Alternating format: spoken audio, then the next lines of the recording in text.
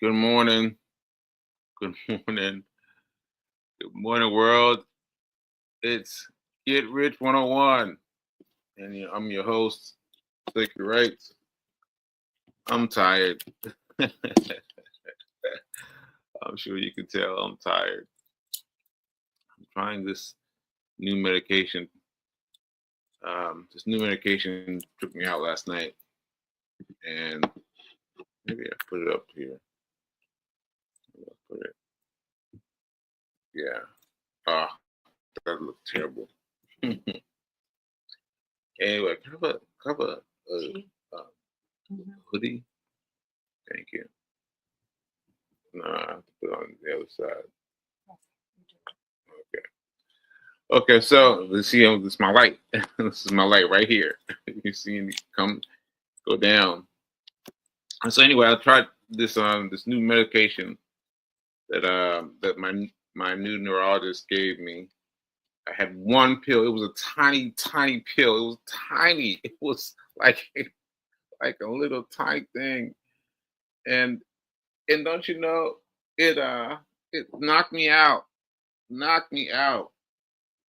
We were watching something last night, and I was like, I just took it in. I just took it in. And today, this morning, got up. Oh, I got up at 5. I got up at 5 now. I got up at 5, but I did my stock trading, and then I went to sleep. And I went to sleep, and I was like, oh, I just didn't make. Anyway, enough said. Enough said. I am here.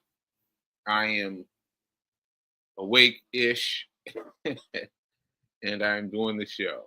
I'm doing the show. I'm doing the show. So, welcome, welcome. I got the old school hero T-shirt on, the old school hero hoodie on. Okay, so what do I have to talk about? What do I have to talk about? Well, well, I thought I had something to talk about.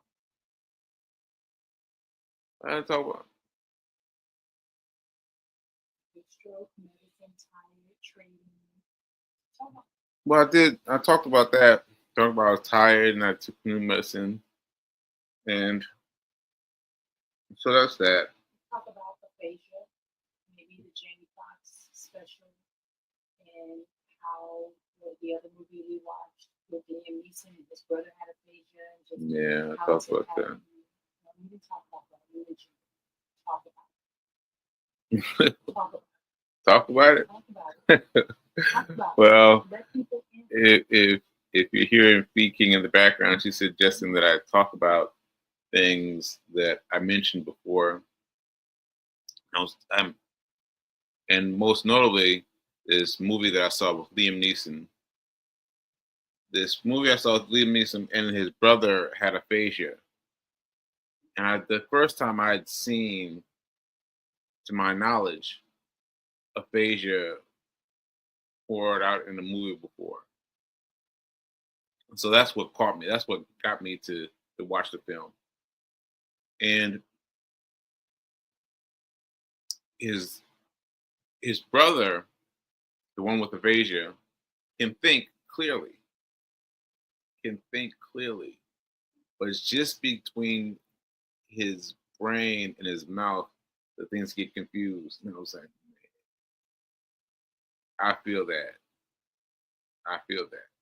Because with me, it happens the same way. My brain is functioning happily, is functioning. It's skipping along, skipping along, skipping along with all the hidden curves and all the things. It's skipping along perfectly. But when it comes to here,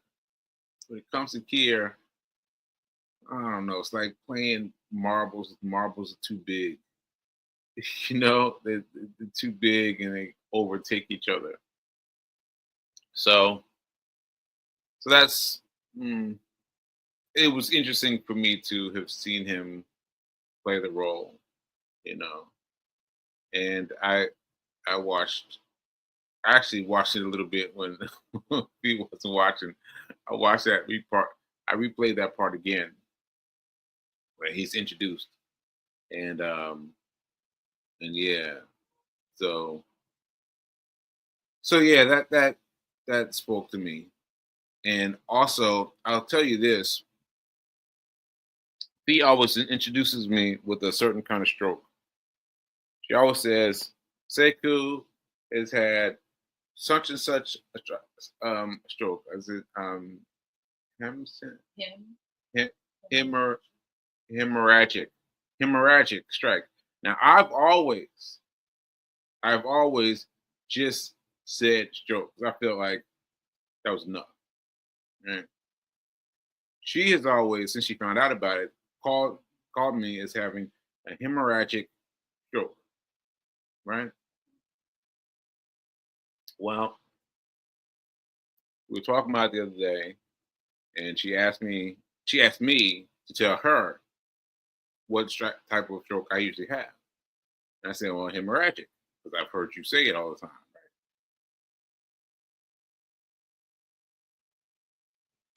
Right? Then I looked it up.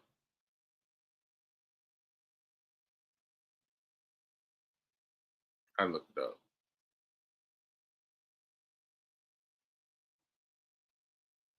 A hemorrhagic stroke is a stroke that 13% of the population that has strokes has. So that's a sharp minority, just 13%, right? And also, I've been telling you that it's a a stroke that's lethal.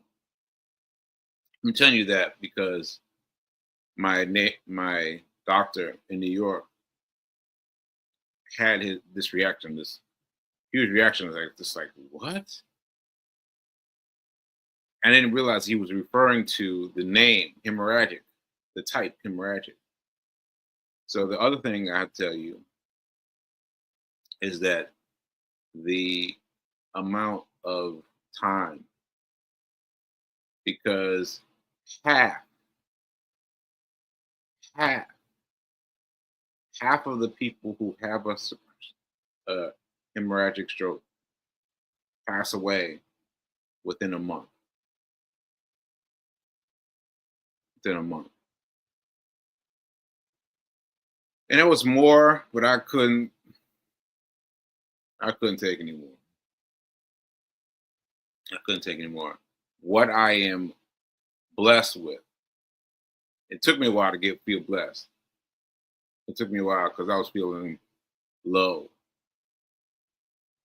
I was feeling low.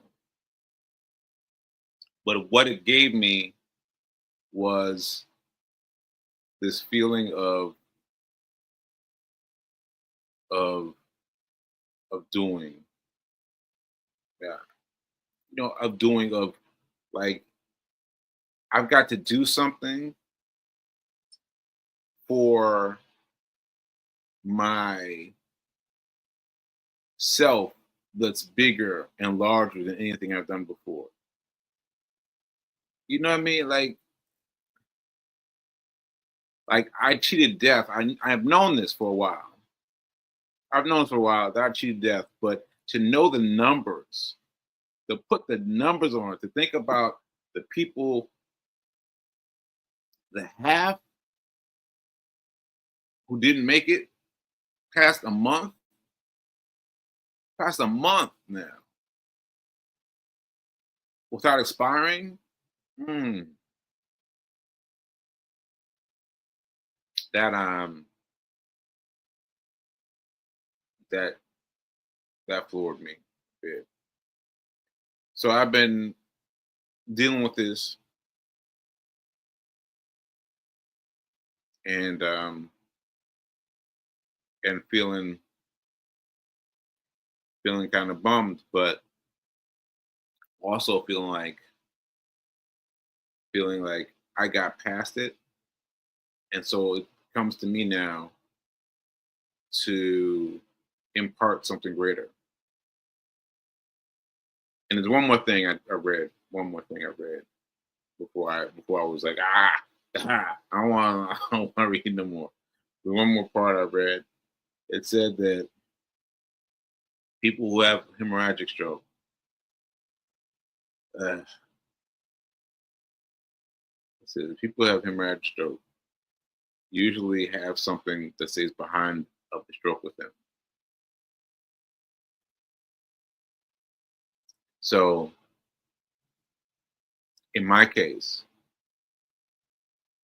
up until now, that has been my right side. My right side has been hanging on, and and doing the most.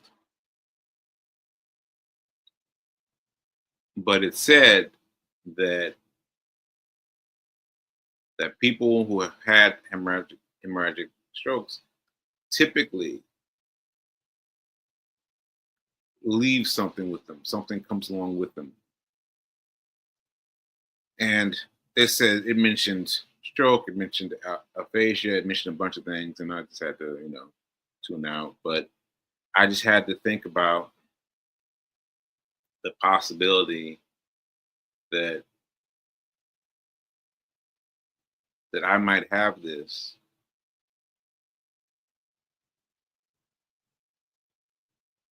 No, I'm not going. I'm not going to let myself form the words, but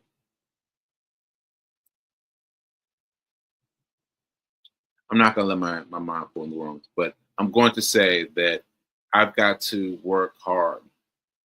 I've got to work harder than I already have been, and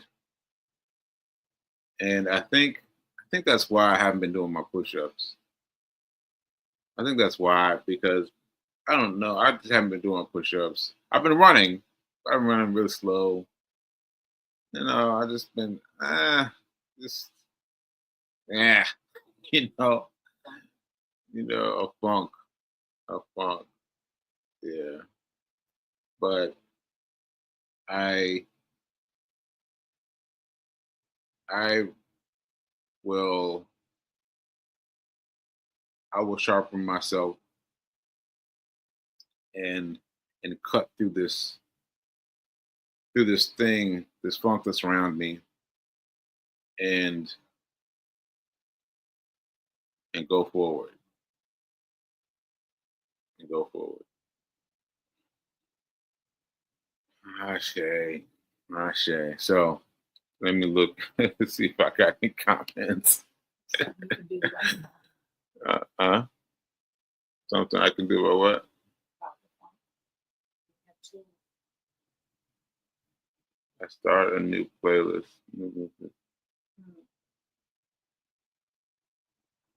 Oh, this is my book.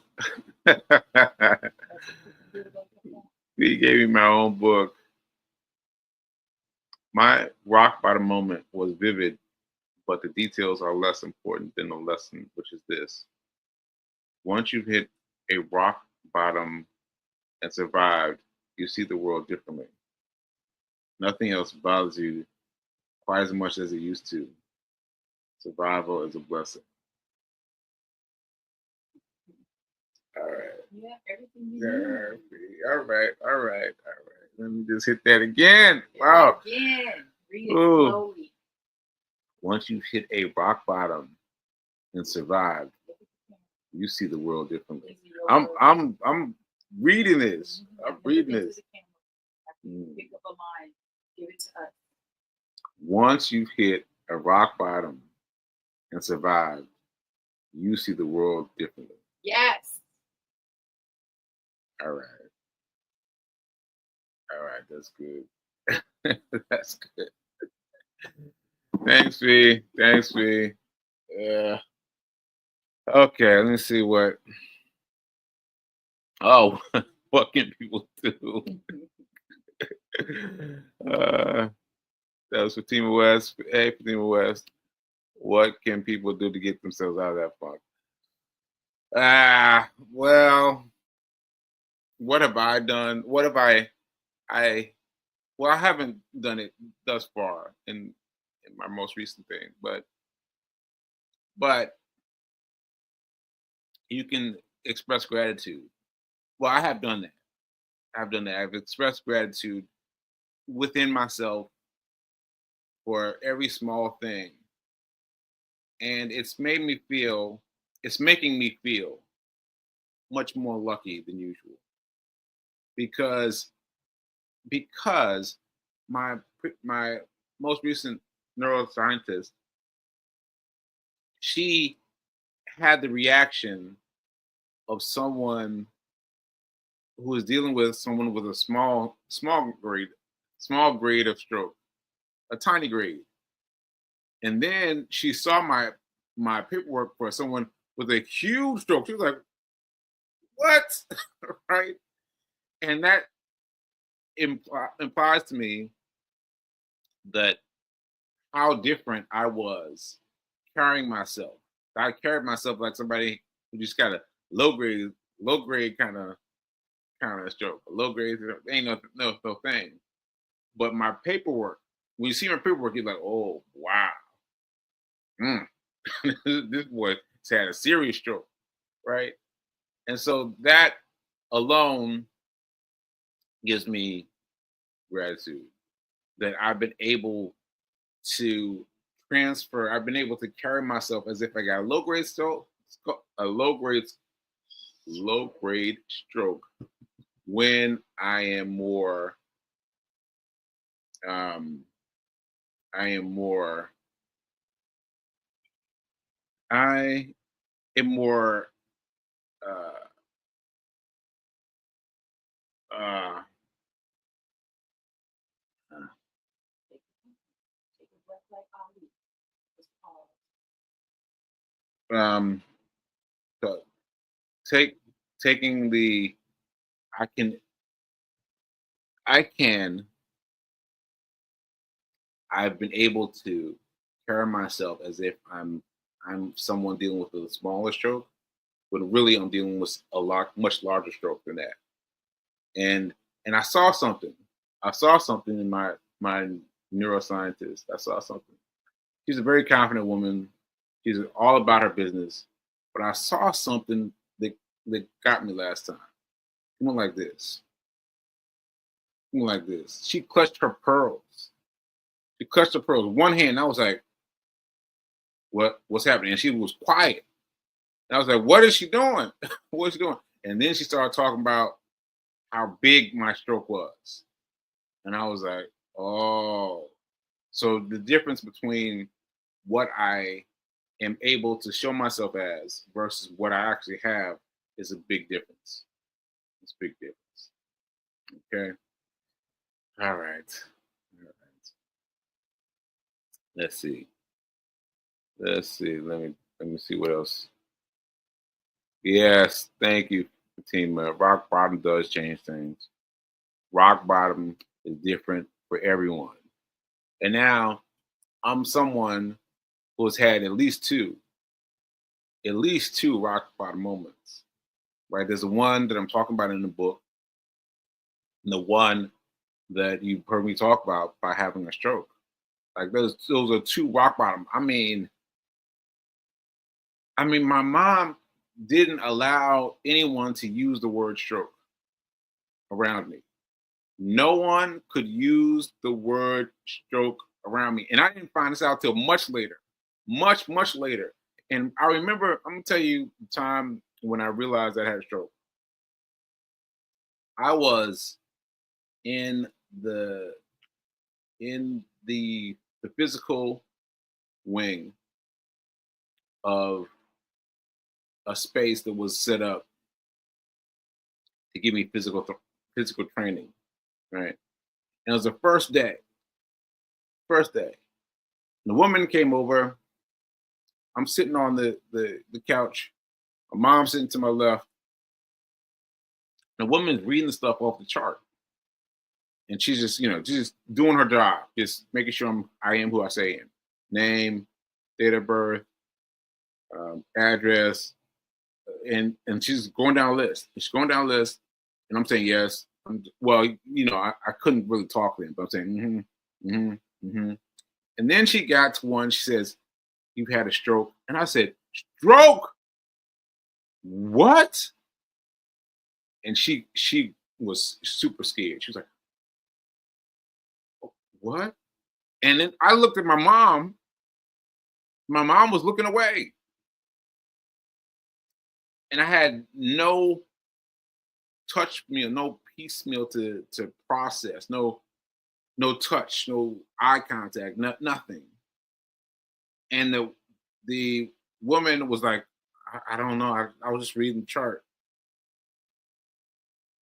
and asked me if I want to continue. Do you want to continue? And I was like, okay. All right, I guess I want to continue. But I was still caught up in the madness of me having a stroke. Now, mind you, this is weeks upon weeks upon weeks that I've been in the system. I've been in the hospital. I've been transferred to another hospital. I've been all through all kinds of stuff. It's the first time I heard the word stroke applied to me, and I was like, "Oh." Now, that said, I bless my mom for doing this because I didn't have the thoughts that I would have typically associated with me because I had a stroke. Would have filled in all the gaps, right? And so I didn't do that. I didn't have that.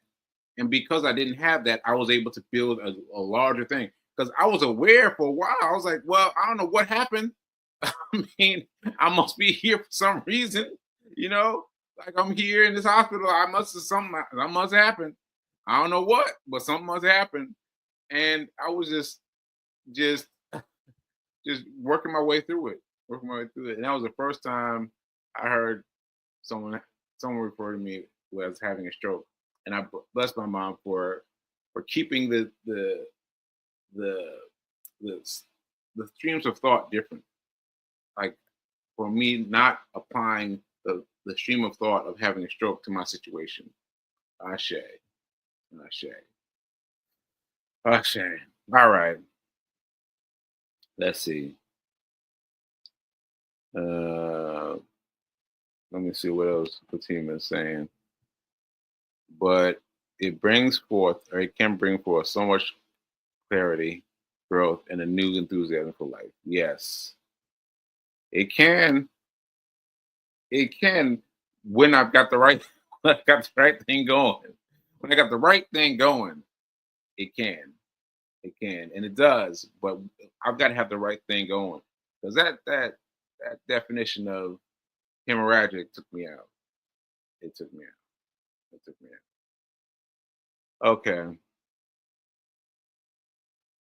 Such a hard place that can lead to the rediscovery of life. Yes. Yes. Yes. Good morning, Curtis Brooks. Thank you. What's Nan saying? That's a testament to your strength of will. Ooh. Yeah, I guess. I guess. I think, yeah, I guess so. Because I gave my nurses the business. I gave them the business. The business. I gave it, that how much time do I have? I can't get into it now, but I gave my nurses the business. I definitely did. If that's strength of character, strength of will, then I accept. I gave the character, the nurses something to play. Let's see. All right. Oh, and here's P. In my book, Hack Your Pain Now, he reminds me that even when you don't want to smile, he is me. He is me. I mean, remind you this. He is me, but it feels so separate. That I have to refer to myself in second person. But anyway, rather to smile even when you don't want to smile. Put a pencil between your lips and allow it to force you to smile. Smile in spite of it. Regardless, remember your smile. Yeah. I've not been using my pen. I've not used my pen, but yeah, I did this work. I must have done this work for me, for myself, and yeah, that's what you need to do. So those of you out there who need something, those of you out there who can't see how I can do the things that I do, just remember that I'm trying as hard as I can to fight something within, right? And people have been all fascinated by the running every day, because I still run every day. 717 days, 719 days. I mean, that's incredible. 719 days consecutively outside in the rain. Even when it breaks up and it's nice outside that day, it was raining that morning. I ran in the rain. I mean, it's incredible. But what you're seeing is my having to fight for something. I've got to find my own wind. I've got to create my own wind, because wind can shift things, right? It can blow over trees. It can create a thunderstorm, right? But I'm seeking my own wind, putting my own wind to something, because if I don't, then I'm going to be stuck with this wind that is given to me by something else. And I've got to have my own wind. I've got to have my own wind. I don't know if that makes sense to you, but I got to have my own wind. Ashe. All right, folks, I got to get out of here. I'm already late. So thank you for coming to talk to me. Thank you for listening to me.